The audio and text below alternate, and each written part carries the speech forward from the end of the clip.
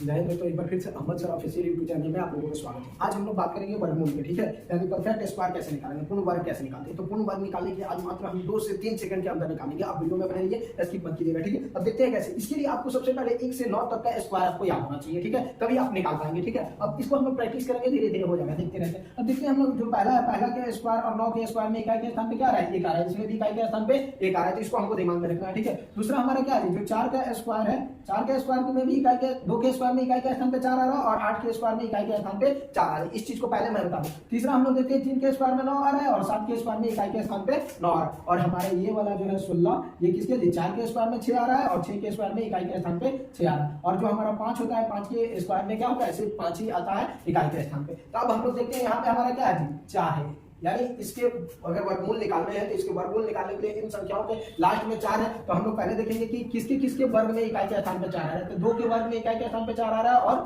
8 के वर्ग में इकाई के स्थान पे 4 आ रहा है।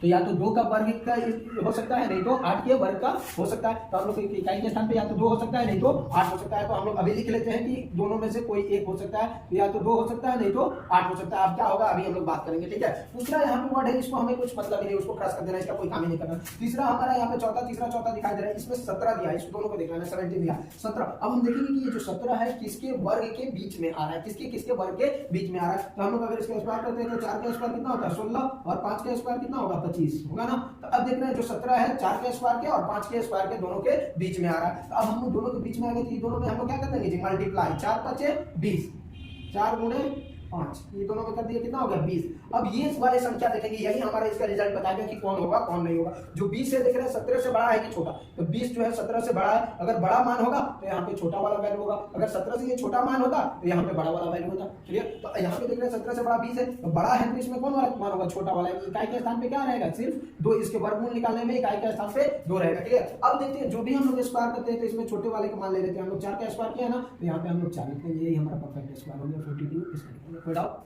है ना, आसान, कितना आसान है। चलो इसको हम लोग साथ में करते हैं, आप लोग दिमाग में रख करेंगे। अब देखते हैं हम लोग 5 के स्क्वायर में क्या जी, यहाँ पे सिर्फ 5 ही है, इकाई के स्थान पे 5 है, तो 5 के स्क्वायर में 5 होता है, तो हम लोग इकाई के स्थान पे जानते हैं कि 5 ही होगा और कुछ नहीं हो सकता इसके इकाई के स्थान पे। दूसरा चीज यहाँ पे इसको क्रॉस कर देंगे, इसको देखते हैं यहाँ पे क्या है, 20 है, 20 है ना। अब देखते हैं 20 किसके किसके बीच में होता है, तो 4 का स्क्वायर 16 और 5 का स्क्वायर कितना होगा, 25 होगा ना, इसके बीच में होगा। तो हम लोग को इकाई का स्थान पता चल गया, तो इसे गुणा करने की जरूरत नहीं, हम लोग इसके छोटा वैल्यू लिख देंगे, सिर्फ 4 का स्क्वायर यानी कितना हो जाएगा 4, यानी इसके इकाई के वर्ग कितना हो जाएगा 45, है ना, आसान, कितना आसान। चलो इसको आप लोग भी देखिए ध्यान से, यहाँ पे इकाई के स्थान पे 9 है, तो आप लोग बताइए इसमें किसके किसकी इकाई के स्थान पे 9 है। तो हम लोग देख रहे हैं 3 के स्क्वायर में 9 है और किसके जी, 7 के स्क्वायर में 9 है, तो या तो 3 का हो सकता है, नहीं तो 7 का हो सकता है, ठीक है।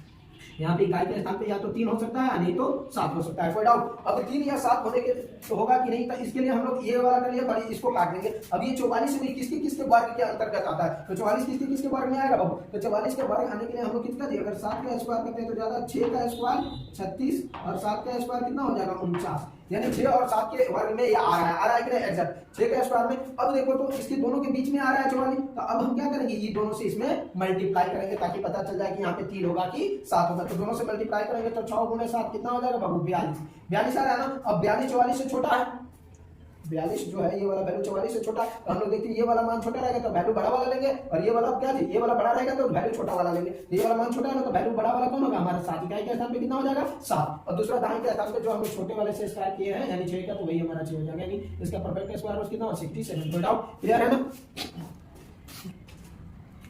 अब देखते हैं अगला बात, चलो अब देखिए इसको, चलो हम लोग साथ में करते हैं, आप लोग ध्यान से देखिएगा। यहाँ पे भी इकाई के स्थान पे 6 है, तो किसकी किसकी इकाई के स्थान में 6 है, हम लोग देख रहे हैं कि 4 के स्क्वायर में 6 और 6 के स्क्वायर में 6, तो हम लोग इकाई के स्थान पे या तो 4 होगा, नहीं तो 6 होगा, तो हम लोग दोनों लिख लेते हैं, क्या होगा बात की बात है। अब देखो इसका काम हम लोग करते हैं, यहाँ पे 92 है, 92 है ना। अब 92 के लिए हम लोग क्या करेंगे बाबू, हम लोग गुणा कर देंगे, किसमें किसके वर्ग कर देंगे कि किसके किसके वर्ग के बीच में आएगा। तो हम देख रहे हैं 9 के वर्ग में 81 और 10 के वर्ग में कितना आ रहा है जी 100, तो ये 92 81 और 100 यानी 9 और 10 के वर्ग के बीच में आ रहा है ना 92। तो अब हम लोग देखते हैं कि इन दोनों में हम लोग मल्टीप्लाई करते हैं, जैसा कि हमने देखा था 9 गुणे 10 कितना हो जाएगा 9 देंगे 90, और 90 किससे 92 से छोटा है कि बड़ा है, 90 92 से क्या है छोटा है, अगर छोटा है तो वैल्यू कौन होगा बड़ा वाला, यानी यहाँ पे क्या होगा 4 नहीं होगा 6 होगा, ठीक है। तो हम लोग इकाई के स्थान पे यहाँ पे क्या लिख सकते हैं 6 इसके वर्गमूल में, और दूसरा यहाँ पे पहला जो छोटा जिससे स्क्वायर किए थे वहां पे ये 9 हो जाएगा, 9 का स्क्वायर 9 का है ना आसान, कितना आसान हमने परफेक्ट स्क्वायर निकाल दिया। ठीक है, तो इसके लिए अगर वीडियो अच्छा लगे तो आप लोग चैनल को सब्सक्राइब कर दीजिएगा और वीडियो को लाइक कर दीजिएगा, बेल आइकन को भी दबा दीजिएगा ताकि अगला इस तरह के वीडियो आए तो आप लोगों को नोटिफिकेशन मिलता रहे। ओके, जय हिंद।